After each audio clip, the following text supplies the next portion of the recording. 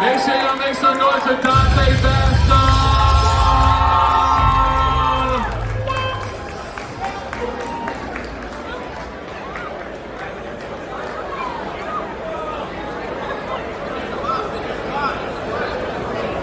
Hello, Zico here. How y'all doing? I've been hearing the drums, the guitar. Y'all been rocking. I like that.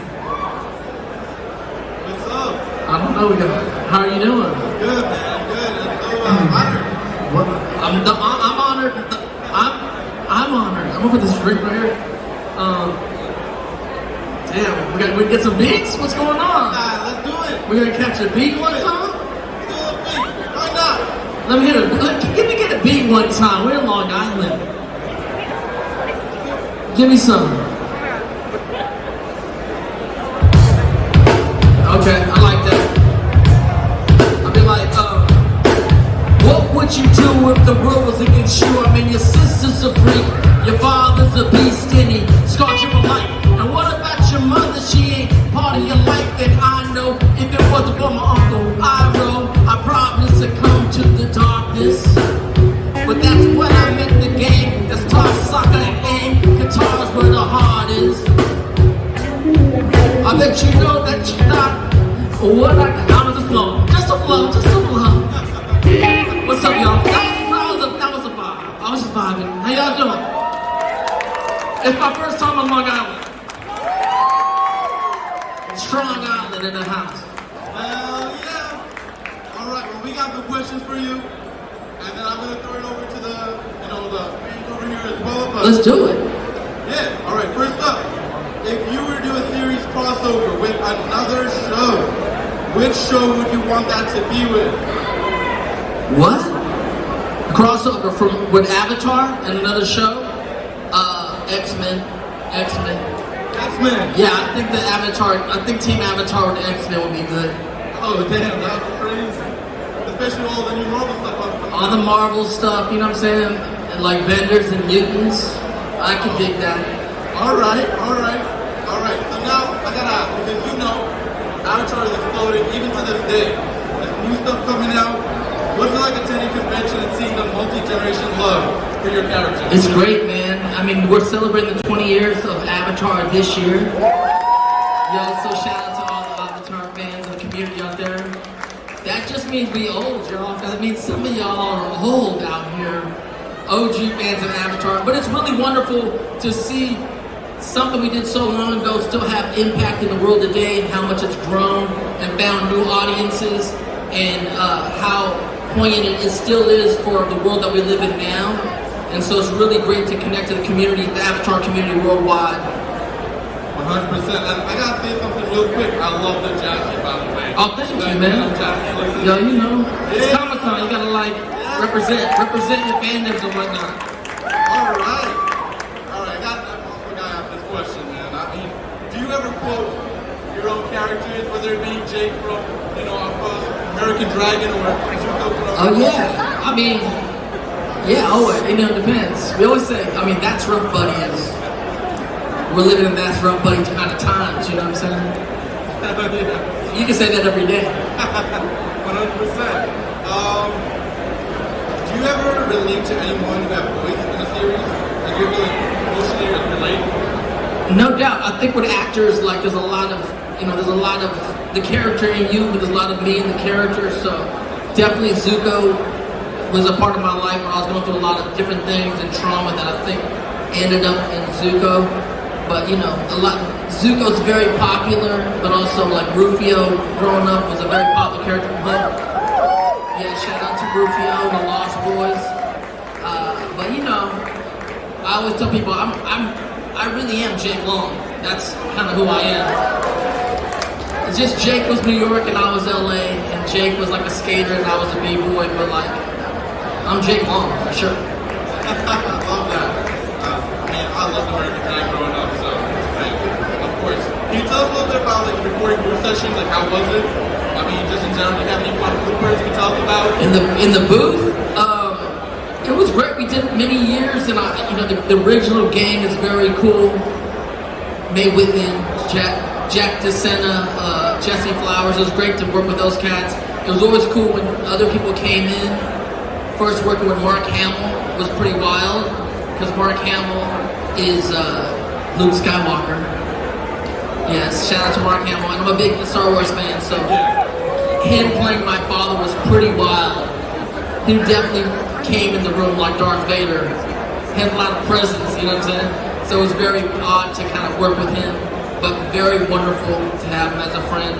Also working with Jason Isaacs the first season, who was playing Luke. Exactly, he plays General Zhao, but when he was in the room, I was like, yo, that's Lucius Malfoy for sure. And he was phenomenal. He was phenomenal. Awesome. All right. I gotta also ask, because I feel like it is so breathtaking sometimes to, come to conventions, meet voice actors and everything like that. Do you have like a favorite fan attraction, anything like that? It's amazing. Literally, like I said, like the community, the Avatar community, and really the Comic-Con community. I've been doing cons now for over 10 years, all over the world. And what you realize is like Comic-Con's like a community that's connected worldwide. I met the same people. I met the woman who throws this con, Rebecca, at several cons. Shout out to Rebecca. Rebecca! Who one of the reasons why I'm here, she's so wonderful. I met her at different cons all over the country. I think Canada too. So, yeah, it's just you kind of tap into the community, I become part of the community. But so many fun moments. I mean, from people getting tattoos at cons, signing, and then to like partying afterward. A lot of like, especially when I was younger, a lot of club days and hanging out at the raves and throwing parties. I came from the LA club scene, so I would actually throw clubs for the community because I didn't really grow up in this scene. I grew up in the LA club scene, and so I started throwing cosplay clubs for the community, like right on like Hollywood Strip, Sunset, and all my homies that run the clubs would give me clubs, and so I would DJ, and we would just throw these big cosplay parties in LA.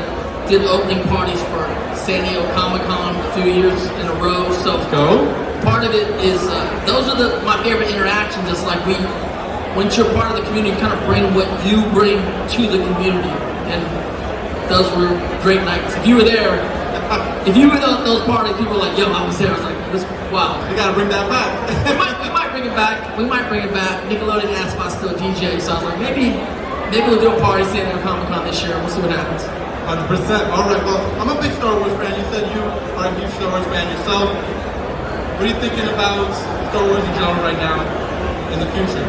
Well, what do you think about Star Wars going in the future now with a lot of these new movies coming out? There's a lot going on. I mean, it's almost too much right now. I'm trying to kind of, get my mind around what's going on with all the series and all the movies. But I'm here for it, for sure. Oh, yeah. I just follow. I hope I'll run into Filoni again, Dave Filoni, who's like the keeper of the lore, so I can ask him like, what's going on, where are we going, what's happening, Trying to get a part? Trying to get a new part. We'll see what happens. All right. I'm gonna turn it over to the crowd so they can ask some questions as well. Anybody got some questions? Questions? What's up? Who is there a microphone?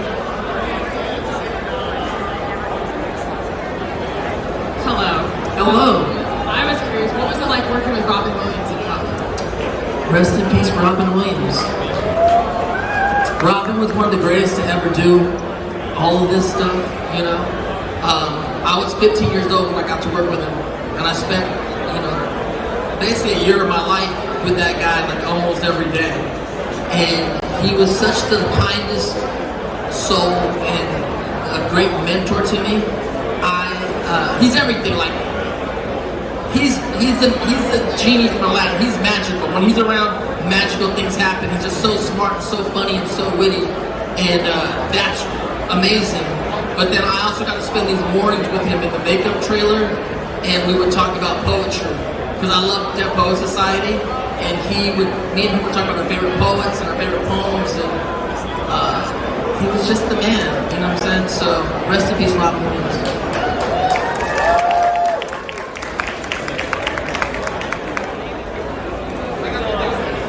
All right, I got it back in 3, so we go.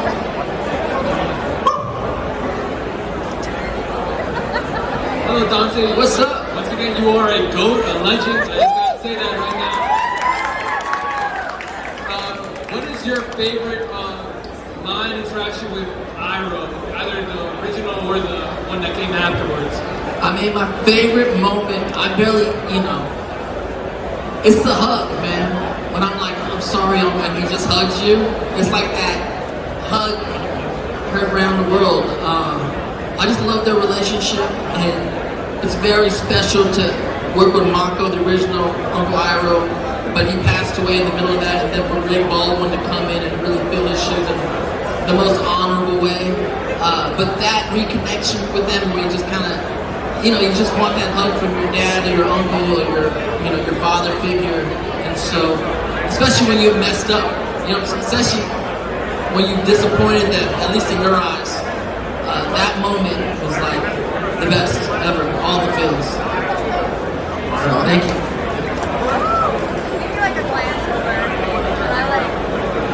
Do you think that Zuko and Katara should have ended up together?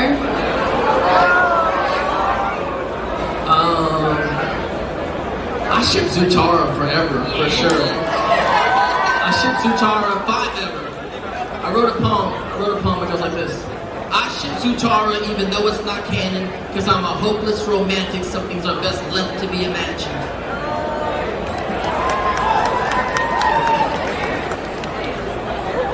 Hello Dante, my name is Keenan. What's up? I want to know, what are you most excited to see in the new Avatar series? The new series. Seven Haven's coming out. They're working on it right now. What am I most excited?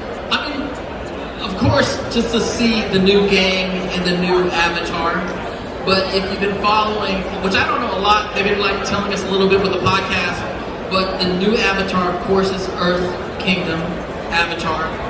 But it's also a twin, which is interesting. And it's also, instead of being a humanity's savior, it's a humanity's destroyer. So I'm very excited to find out, like, what Korra, why are we in this situation? What's going on? And like, I guess we have to take out the Avatar. Is that? I mean, I don't know. I'm very fascinated to see what's going to happen. I'm also happy that if there's bad things going on, it's not the Fire Nation doing bad things this time. Thank goodness. We saw in Korra a lot of shady Water Tribe people. We're gonna see some shady Earth Kingdom people, I think, this time around. So the Fire Nation don't catch all that heat. We still catching heat. 20 years later, we're still catching heat. Fire Nation, I don't get what's going on. There's some good folks in the Fire Nation, and of course, I can't wait to see who the firebender is going to be on the team, the new Team Avatar. Always got to check for the firebenders. Thank you. Thank you. Hi Dante, thank you so much for coming to Long Island. It means a lot to all of us. My question is, have you read any of the comics and any of the storylines? And if you have, what are your thoughts and opinions on the new character, Kai, Zuko's half-sister? I haven't got to that one yet. I gotta check that out one. But I've read the early ones. Of course, I read The Promise. I read The Search. Of course, I read The Search, which I think was phenomenal. And that's where it was. Kai came. Yes, very young though. Kai is very young still. And Spunky. And yeah, and Spunky. I do know Kai. I am looking forward to seeing where that goes. But there's some new ones that came out that I really want to see what's happening with, like Uncle Iroh and June. That one looked very cool. And I'm learning. Hopefully with our podcast, Break the Elements, we're going through all the shows, we're talking about trying to review some of the books, the novels, and of course the comics. Thank you. Thank you. What's up? This is more of a request. Can you do the thing from American Dragon? The thing? All I remember from American Dragon on that part is, it's the J to the A to the K to the E. I'm the Mac Daddy Dragon of the NYC, you heard? No, sorry. The transformation tagline. What'd you say? The transformation tagline. Oh, dragging up? You do that.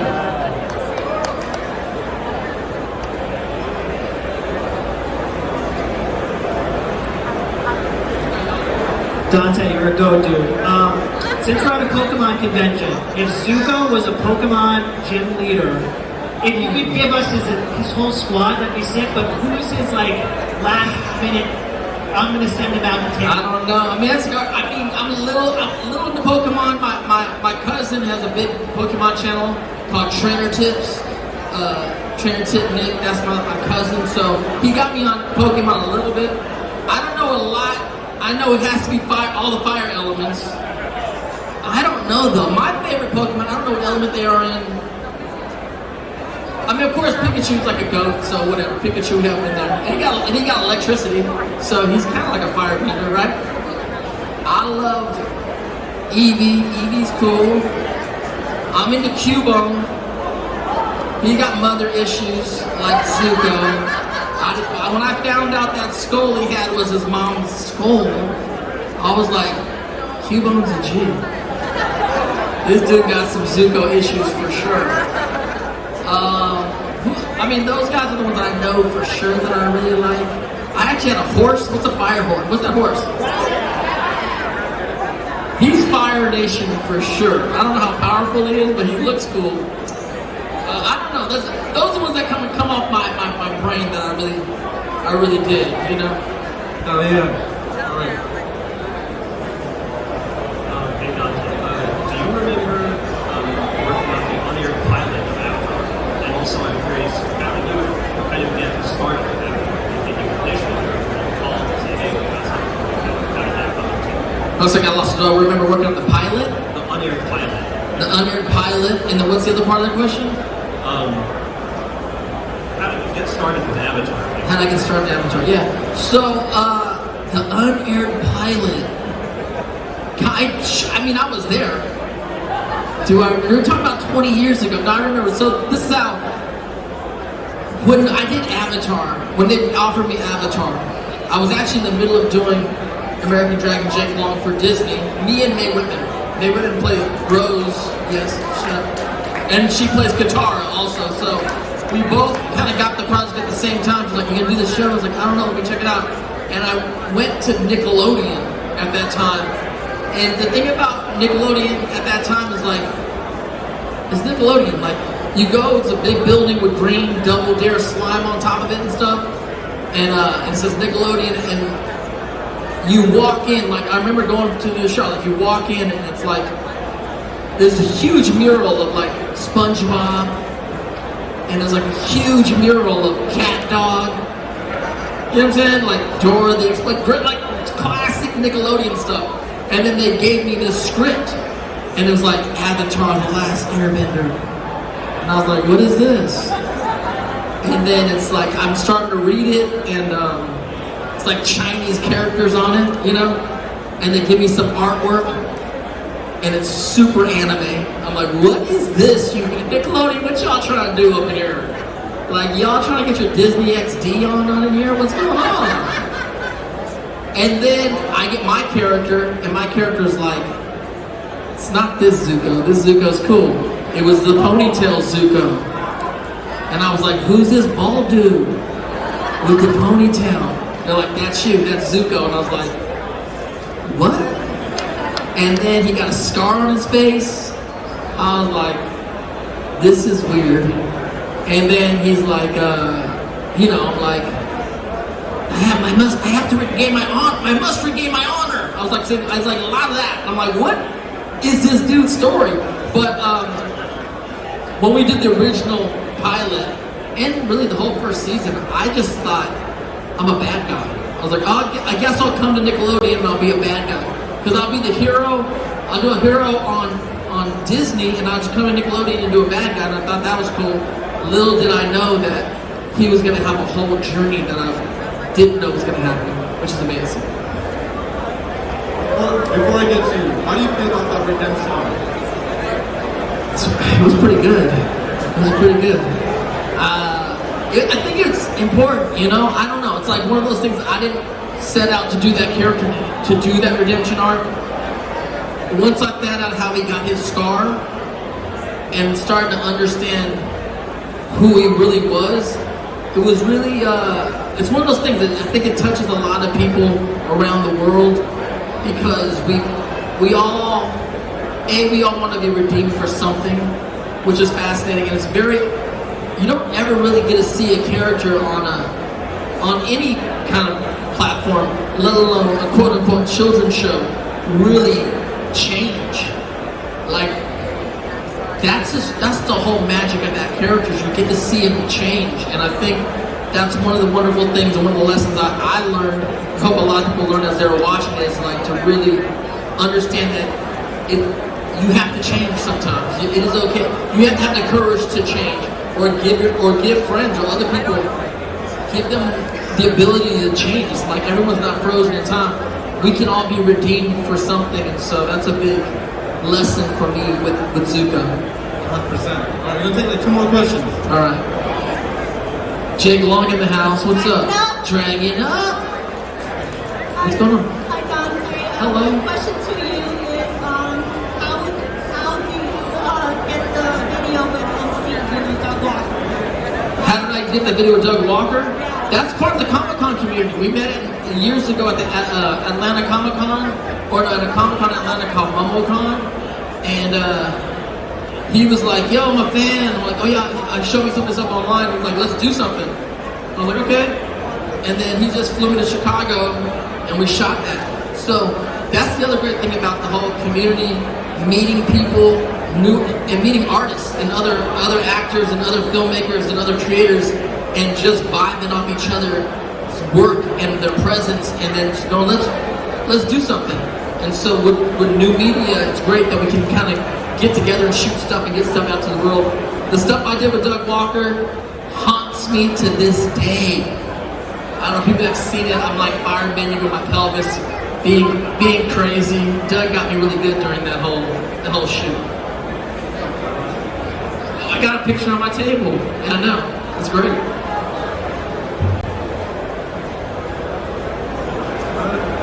Yeah.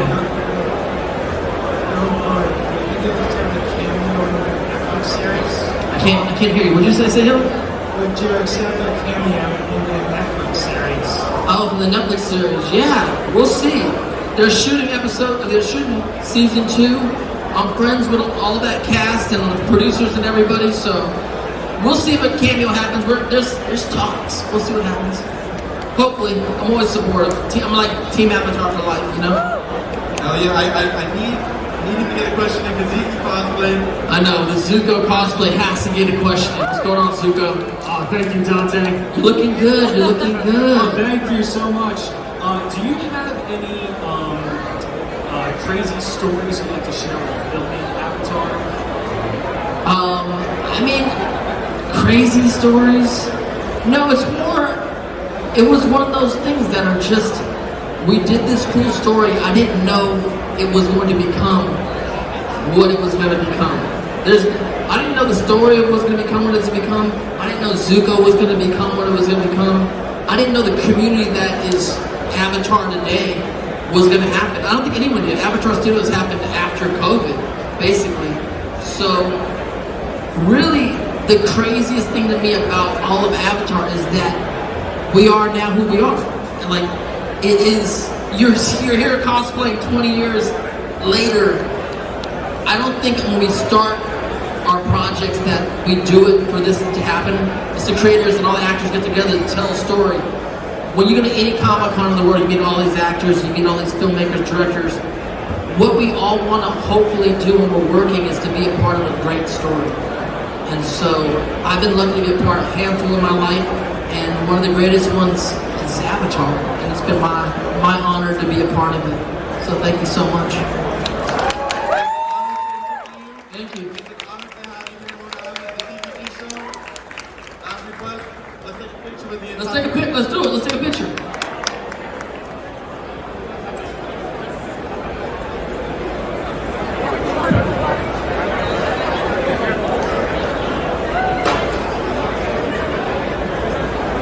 Thank you guys so much. Come